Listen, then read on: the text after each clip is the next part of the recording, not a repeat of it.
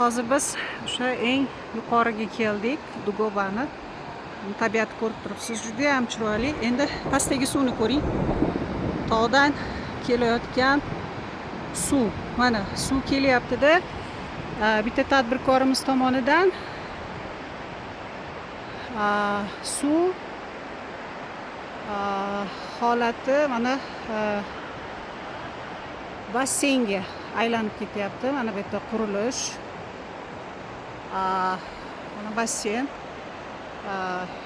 İchimlik suvi bu. Mana shu suvdan tarqayotgan ichimlik suvi mana basseyn qarab ketyapti va mana ketyapti. Endi shu Shohimardon xalqini 2,5-3 mingga yaqini suvni mana shunday qilishiga juda ham katta qarshilik qilyapti. Sabab bor. Biz ichimlik suvini shu mana shu oqib turgan zilol suvdan ichamiz. Lekin mana bu qurilayotgan basseyn o'sha sun'iy sharsharami, sun'iy ko'lchami o'zicha qilgan tadbirkor bizni sog'lig'imizga ichayotgan suvimizni ifloslantirishiga kuchlik zararni beradi kelajakda deb o'rinli kuyunishyapti. Shu o'rinda tadbirkorga aytmoqchi edim. Bu narsani boshqacha chiroyli yo'l bilan uyushtirishingiz mumkin edi. Sizga kim maslahat bergan bo'lsa ham hali ham kech emas.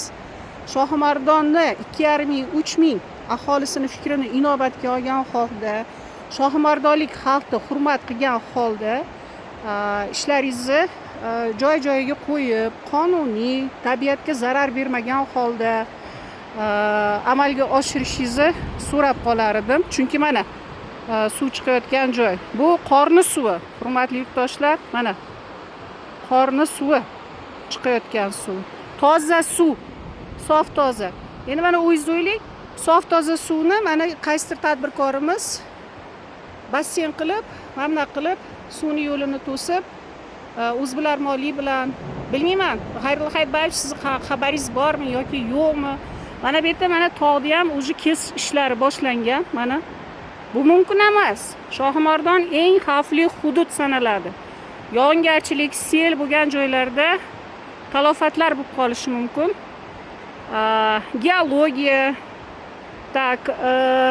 hamma o'sha yer bo'yicha mutaxassis, tog' konlari bo'yicha mutaxassislar o'zini xulosasini beradi degan umiddaman va tadbirkorlar tomonidan mayli qiling, chiroyli ishlar qiling, dam olish zonalari qiling, lekin tabiatga zarar bermagan holda ishlarni amalga oshirishini so'rab qolgan bo'lar edim. Men tadbirkorga qarshi emasman, lekin mana bu tabiiy resursimiz, suvimizni mana bunday qilib sun'iy qilib oxir oqibat xalqni noroziligiga uchraydigan ishlarni qilmasligiga chaqirib qolar edim. Mana ko'ring, shunday chiroyli manzaradan chiqayotgan suvimizni bu darajada qilishni men oqlamayman.